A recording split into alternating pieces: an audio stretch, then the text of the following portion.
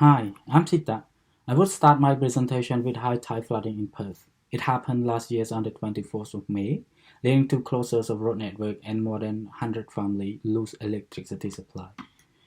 This increasingly happens in coastal areas due to the rise of sea level. However, coastal flooding may be more serious when considered other climate factors and weakness of planning adaptation response.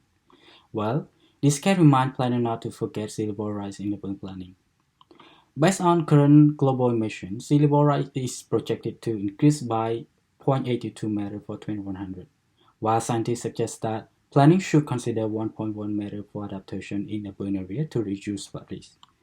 In Victoria, study found that the existing infrastructure may not effectively adapt to sea level rise beyond zero point 0.4 meter, while sea level rise scenarios are not widely integrated into planning scheme.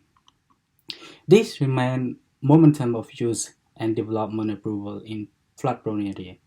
My study used the city of Kingston as a case study to understand uncertain impacts of sea level rise by identifying urban social infrastructures at risk of flooding in 2100, such as school, hospital, shopping center, and train station.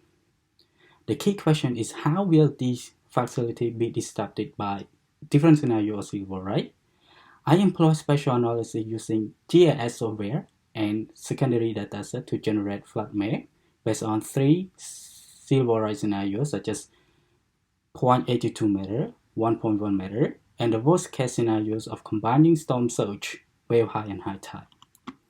My research findings suggest that hydrological connection to the ocean, area with low elevation, and land use pattern put the existing urban social infrastructure prone to flood.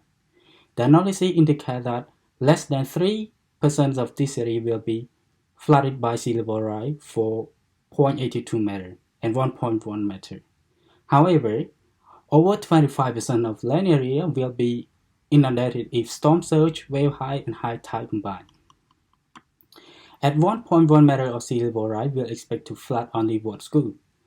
However, based on the worst case scenarios, other 13 schools, 3 shopping centers, and 1 train station will be under the water.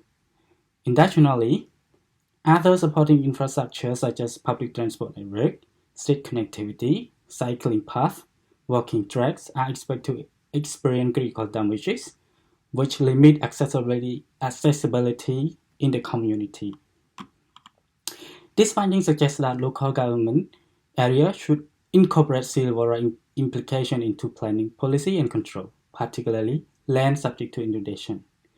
Furthermore, the need also considers spatial planning, integrating flood risk-based knowledge and prioritization of adaptation measures at the local level to address sea level rise implications.